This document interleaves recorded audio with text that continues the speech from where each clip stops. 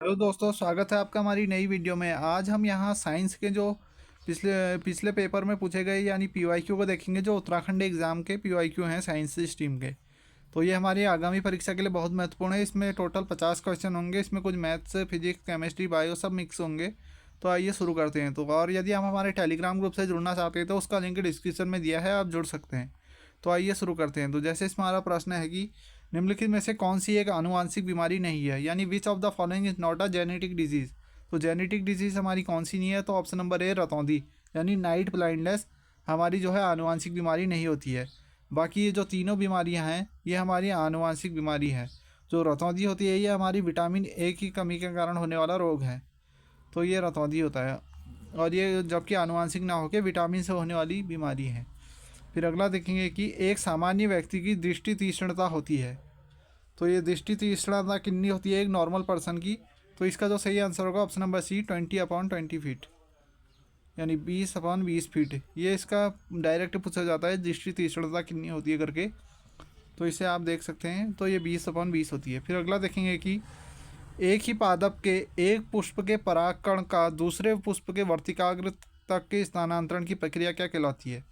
तो जब हम पुष्पों के बारे में पढ़ते हैं तो उसमें जो अलैंगिक जनन और लैंगिक अलैंगिक जनन के बारे में पढ़ते हैं तो उसमें जो ये टर्म यूज़ होते हैं तो इसे क्या बोलते हैं पूछा है। तो इसे सजात पुष्पी परागण बोलते हैं। तो इसमें क्या होता है, परागण क्या होता है? जब किसी पुष्प के पराग कोश के परागकण वर्तिकाग्र में जाके गिरते हैं स्त्री केसर के, तो ये प्रक्रिया को ही परागण कहलाते हैं। और सजात पुष्पी परागण के दूसरे पुष्प के वर्तिकाग्र में जाके गिरते हैं। तो ये होगा इसका। और जो स्वपरागण होता है ये हमारे दो प्रकार का होता है।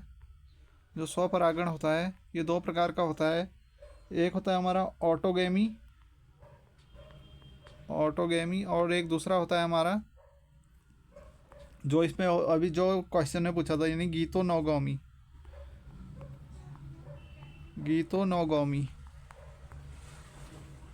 तो ये होते हैं। तो इसमें जो हमारे इसके बारे में पूछा गया था। फिर अगला देखेंगे कि अतिरिक्त क्रोमोसोम एक्स निम्नलिखित में से किस में उपस्थित होता है, यानी in which of the following is the extra chromosome X represent या प्रजेंट, ये कहाँ होता है हमारे पूछा है। तो इसका जो सही आंसर होगा ऑप्शन नंबर बी होगा, क्लाइनफेल्टर सिंड्रोम। इसमें हमारा एक एक्स्ट्रा क्रोमोसोम होता है, यानी XXY अतिरिक्त गुण, एक इसमें अतिरिक्त गुणसूत्र होता है। फिर अगला हमारा तुल्य रूप संरचनाएं परिणाम है, यानी analogue structure are result of. तो ये किसका रिजल्ट है पूछा है। तो इसका जो सही आंसर होगा वो हमारा ऑप्शन नंबर ए होगा, अभिसरण विकास। फिर अगला देखेंगे कि प्रतिबंध एंजाइम और एंजाइमों के बड़े वर्ग में आते हैं जिन्हें कहा जाता है। तो इन्हें क्या कहा जाता है? तो इसका जो सही आंसर होगा ऑप्शन नंबर सी होगा, न्यूक्लियस कहा जाता है इन्हें। तो इन्हें न्यूक्लियस कहा जाता है। फिर अगला देखेंगे कि निम्नलिखित में से कौन सा स्वस्थानिक संरक्षण का अभिगम नहीं है।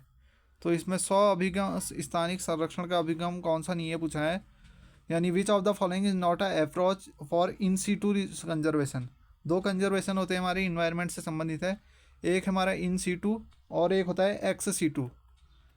इन सीटू और एक्स सीटू टाइप के दो हमारे कंजर्वेशन होते हैं। तो इसमें जो वन्य जीव सफारी होता है ये हमारे एक्स सीटू के अंतर्गत आता है, एक्स सीटू के अंतर्गत आता है। बाकी ये तीनों जो होते हैं ये हमारे इन सीटू के अंतर्गत आते हैं। ये हमने जो पिछली वीडियो में भी देखा था, जो हमारे नेशनल पार्क और जो ये हमारे बायोस्फीयर रिजर्व वन्य जीव अभ्यारण्य, जो वन्य जीव अभ्यारण्य होते हैं खासकर ये हमारे इसके अंतर्गत आते हैं, इन सीटू कंजर्वेशन के अंतर्गत आते हैं।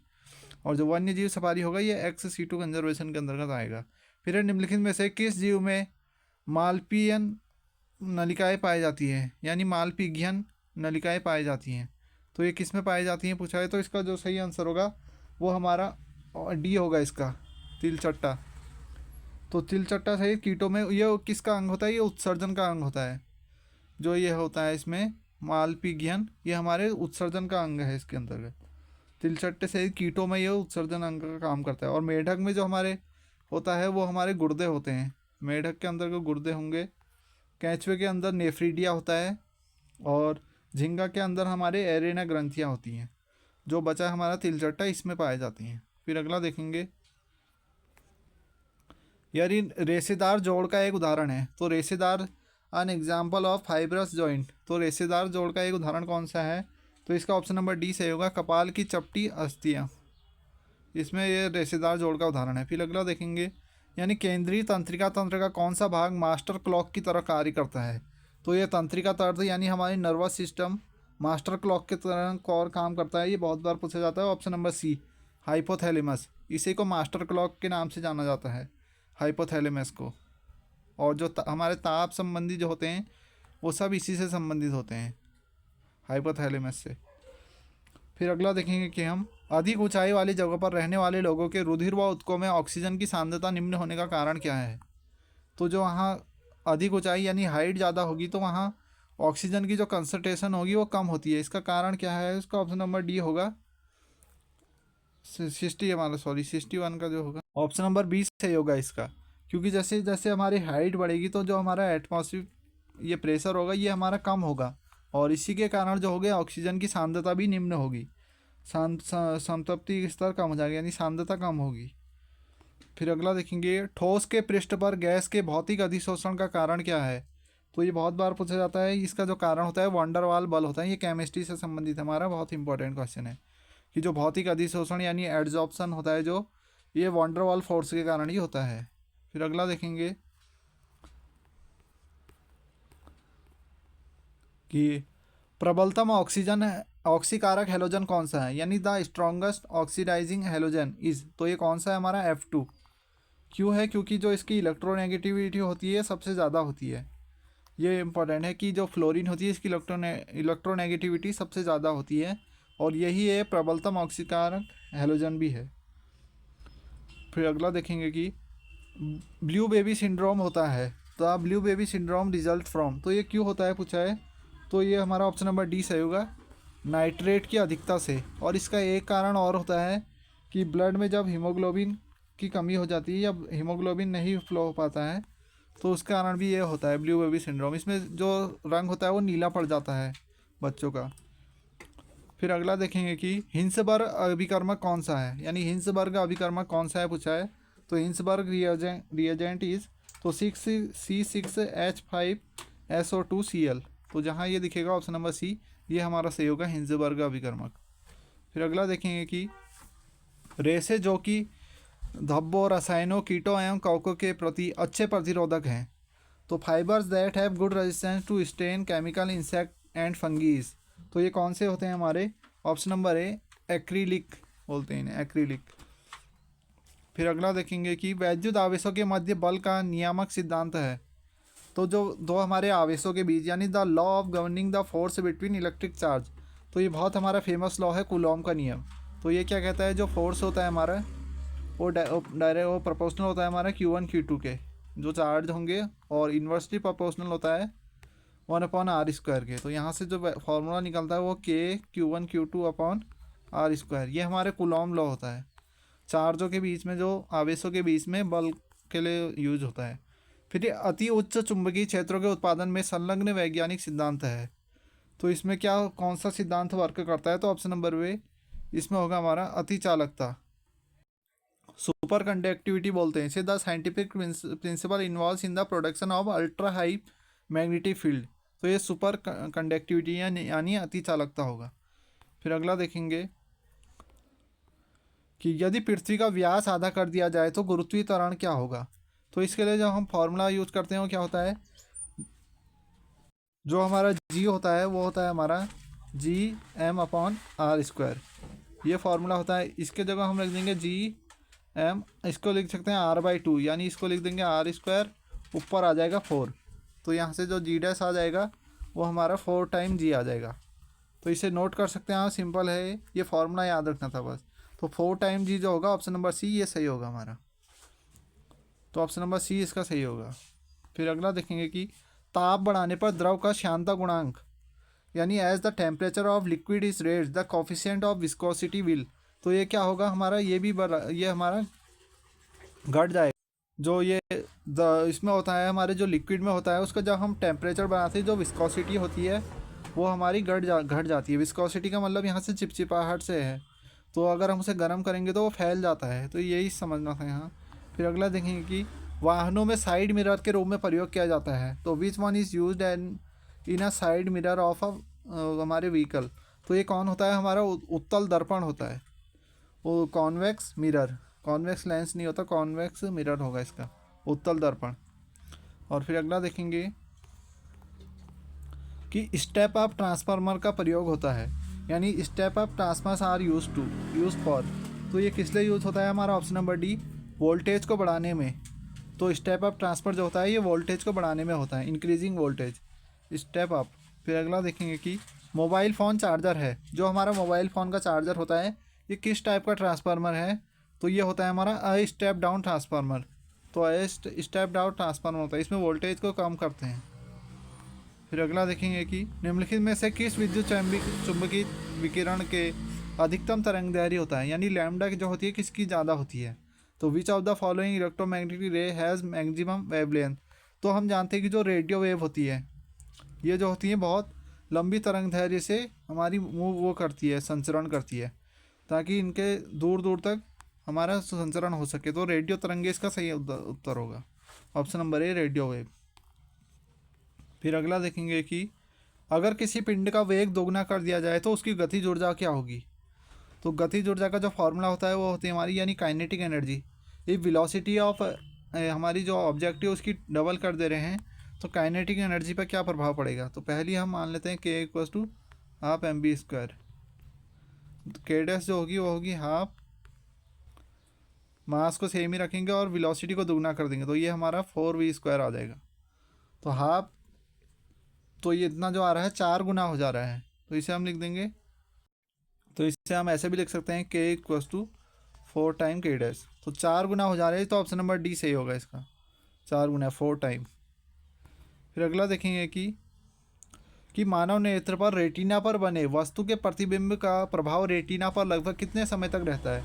तो इफेक्ट ऑफ इमेज ऑफ रे object on retina human I is effective on retina for, यानी जो हमारा प्रतिबिंब बनता है, यानी जो इमेज फॉर्म होती है वो रेटिना पर कितने समय तक रहता है पूछा है। तो इसका जो सही आंसर होगा ऑप्शन नंबर ए होगा, 1/15 सेकंड तक। तो 1/15 सेकंड तक इफेक्ट रहता है। फिर अगला देखेंगे, यानी which among the following waves carries the maximum energy for photon, यानी निम्नलिखित में से कौन सी तरंगों में प्रति फोटोन ऊर्जा सर्वाधिक होगी। तो ये इसका सही आंसर ऑप्शन नंबर बी होगा, रेडियो वेव, इसमें सबसे सर्वाधिक होगी। फिर अगला देखेंगे कि फ़ारेनहाइट पैमाने पर परम शून्य ताप का मान कितना होगा। तो परम शून्य ताप का मान कितना होगा इसमें पूछा है, तो इसका ऑप्शन नंबर बी होगा, -305 डिग्री फ़ारेनहाइट। फिर ध्वनि का वेग अधिकतम होता है, तो जो ध्वनि का वेग यानी velocity of sound is maximum in, तो जो ये किस में मैक्सिमम होगी, इसका ऑप्शन नंबर डी होगा, इस्पात में यानी स्टील में। फिर किसकी एंट्रोपी जो है सर्वाधिक है। एंट्रोपी क्या होता है, मेजर ऑफ रैंडमनेस। तो which one of the highest entropy, तो इसका जो सही आंसर ऑप्शन नंबर सी होगा, वाष्प में। क्यों होगा, क्योंकि इसमें रैंडमनेस जो होगी वो सबसे ज़्यादा होगी, ये इससे ऐसे। फिर अगला है हमारा कि 3 संख्याएं जो है अंकगणित श्रेणी में इस प्रकार है कि उनका योग 18 है तथा उनके वर्गों का योग 158 है, तो उनमें से सबसे बड़ी संख्या क्या होगी। ये मैथ्स का क्वेश्चन। तो इससे करेंगे, माना हमने जो एपी में है वो पहले इसे एक बीच में पद ले लेते हैं ए, तो इससे पहले वाला a-d होगा और इसके बाद वाला जो होगा वो a+d होगा। इन तीनों का योग 18 है, तो d से हमारा d कट जाएगा और 3a बराबर 18 आ गया, तो a बराबर हमारा 6 आ गया, यानी प्रथम पद जो है वो 6 है। ये को 6 को याद रखेंगे। फिर आप दूसरा स्टेप को लिखेंगे कि उनके वर्गों का योग जो है 158 है, तो इनको वर्गों का योग कर देंगे। तो इससे लिखेंगे तो ये होगा a-d का स्क्वायर प्लस a² और प्लस a+d का स्क्वायर, और ये बराबर है हमारा 158। फिर इसे खोल देंगे a² प्लस b² के फॉर्मूले से, तो ये आएगा हमारा a² plus d² plus 2-2ad plus a² और फिर यहाँ खोलेंगे प्लस a² प्लस d² और प्लस 2ad बराबर 158। तो ये जो 2ad है 2ad से कट जाएगा क्योंकि यहाँ माइनस था। फिर जो बचेगा उनको टर्म को लिख लेंगे, ये a² 3a² प्लस 2d², ये हमारा बच रहा है, तो इसे लिख देंगे कि 3a² और प्लस 2d² बराबर 158। तो इसे लिख देंगे तो ये हो जाएगा हमारा 2d² बराबर जो आएगा वो आएगा 158। ए हमारा जो निकला था वो 6 निकला था, इसको 3 गुणा 6 कर देंगे तो ये 108 हो जाएगा। तो 2d² बराबर 158 माइनस 108 कर देंगे तो बराबर ये आएगा हमारा 50, यानी 2d² बराबर 50 आ गया। तो इसे लिख देंगे एक बार 2d² बराबर 50, यानी d² बराबर हमारा 25, अंडर डी बराबर अंडर 25 या 5, तो प्लस माइनस 5 या सिंपल 5 भी ले सकते हैं। तो हम रख देंगे जो माना था हमने, ए हमारा 6 था और इससे पहले वाला पद निकालेंगे तो वो आ जाएगा हमारा 1, क्योंकि 5 घटा देंगे और इसमें जोड़ देंगे तो 11। तो इनमें देखेंगे सबसे बड़ा हमारा 11 आ रहा है, तो ऑप्शन नंबर बी सही होगा 11। फिर है 3 क्रमागत प्राकृतिक संख्याओं के घनों का योग पूर्णतः विभाज्य होगा, यानी the sum of the cube of 3 consecutive natural number is divisible by. तो ये किससे डिवाइड होगा? तो हम मान लेते हैं कि जो हमारा पहला है 3 क्रमागत हम संख्या ले लेते हैं 1, 2 और 3, इनका हम क्यूब कर देंगे, ये 1 हो जाएगा, प्लस इसका 2 का क्यूब करेंगे 8, प्लस 3 का क्यूब करेंगे 27, इनको जोड़ेंगे तो ये 36 आ रहा है। तो इसमें से ऑप्शन में से देखेंगे तो 36 केवल हमारे 9 से ही विभाज्य होता है, तो इसका सही आंसर हमारा ऑप्शन नंबर बी होगा 9। फिर अगला देखेंगे कि 3 एक समान डाइस को फेंका गया, इनमें से समान अंक आने की प्रायिकता क्या होगी? यानी 3 identical dice are rolled, the probability the set same number appears on them is. तो ये क्या होगा? तो जो प्रोबेबिलिटी होता है वो होता है हमारा अनुकूल परिणाम बट्टे कुल परिणाम। तो कुल परिणाम यहाँ हम 3 बार उछाल लें तो 6 गुणा 6 हो जाएगा, टोटल परिणाम इनमें आएंगे। और 3 समान कब आएंगे? जब ऐसा होगा 1 1 1, इसी तरह 2 2 2, और इसी तरह जो आएगा 6 6 6, यानी 6 परिणाम जो होंगे हमारे अनुकूल होंगे। तो इसे 6 बट्टे लिख देंगे, 1 6 से 6 कट गया तो ये हमारा 1/36 आ गया। तो ऑप्शन नंबर बी जो होगा इसका सही होगा, 1/36 सही होगा। फिर अगला देखेंगे, यानी निम्नलिखित चित्र में x degree plus y degree का मान क्या होगा? यानी value of x degree plus y degree in the following figure. तो हम जानते हैं कि जो त्रिभुज के तीनों अंतों कोणों का योग होता है वो 180 होता है, तो इसे लिख देंगे 40 plus y plus x plus 40 बराबर 180। तो यहाँ से सीधे सीधे x प्लस वाई बराबर जो आएगा हमारा 180 माइनस 80, तो सीधे सीधे 100, तो इसका सही आंसर 100 हो जाएगा, ऑप्शन नंबर बी। फिर अगला देखेंगे कि निम्नलिखित में से कौन एक परिमेय संख्या है? तो हम देखेंगे इसमें परिमेय संख्या कौन है जिसे हम p बट्टा q के रूप में लिख सकते हैं। तो इसे ऑप्शन नंबर सी को सॉल्व करके देखेंगे। इसमें हम 2 से गुणा भी कर देंगे, 2 sin 15 और cos 15, और 2 से भागा भी कर देंगे। तो इतना फार्मूला जो होता है हमारा 2 sin a cos a बराबर जो होता है वो होता है sin 2a, यानी sin 2 गुणा 15, तो ये आ जाएगा 1/2 और sin 30 बराबर 1/2 1/2, sin 30 1/2 होता है तो बराबर 1/4। तो ये केवल हमारा जो ऑप्शन नंबर सी है इसी में हमारा 1/4 आ रहा है, यानी p बट्टा क्यू के रूप में लिख सक रहे हैं, तो यही हमारा परिमेय संख्या होगा। फिर हमारा एक मकान के आधार से सीधी 15 मीटर की दूरी से उसके मकान के 15 मीटर ऊंची छत का उन्नयन कोण क्या होगा? तो at a point 15 metre away from the base of a 15 metre high house the angle of elevation of the top is. तो इसमें क्या होगा हमारा, इससे जो डायग्राम बनेगा वो इस तरीके से बनेगा, ये भी 15 है, ये भी 15 है, और ये थीटा हमें निकालना है। तो इसमें हम tan थीटा लगा देंगे, तो tan थीटा जो होता है वो होता है हमारा लंब बट्टे आधार, यानी 15/15, तो 15/15 आ जाएगा। यहाँ लिख देंगे tan थीटा जो आएगा 15/15 1 आ जाएगा, यानी थीटा बराबर जो आएगा tan इनवर्स 1। तो tan 1 कब होता है हमारा? 45 डिग्री पे होता है, यानी इसे π/4 भी बोलते हैं। तो 45 जो होगा इसका सही आंसर होगा, तो ऑप्शन नंबर सी इसका सही होगा 45।